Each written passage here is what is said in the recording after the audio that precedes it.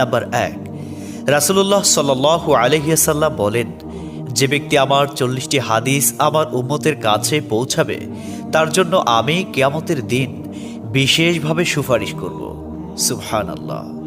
Number ২, মানুষের মধ্যে যারা মৃত্যুকে বেশি করে স্মরণ করে এবং তার জন্য প্রস্তুতি নেয় তারাই সবচেয়ে বুদ্ধিমান। নাম্বার ৩, প্রত্যেক জিনিসের জাকাত আছে, আর দেহের জাকাত হচ্ছে রোজা। নাম্বার ৪, যে তার সময় আল্লাহর জন্য ব্যয় করে না তার জন্য জীবন অপেক্ষা মৃত্যু শ্রেয়। নাম্বার ৫, যারা সব সময় ইস্তিগফার তথা ক্ষমা প্রার্থনা করে তাদের সাথে উঠা বসা করুন, কেননা তাদের হৃদয় সবচেয়ে কোমল হয়। নাম্বার ৬, তুমি যত সিজদা দিবে আল্লাহ তত গুণা তোমার মাফ করে দিবেন। সুবহানাল্লাহ। নাম্বার ৭, সূরা ফাতিহা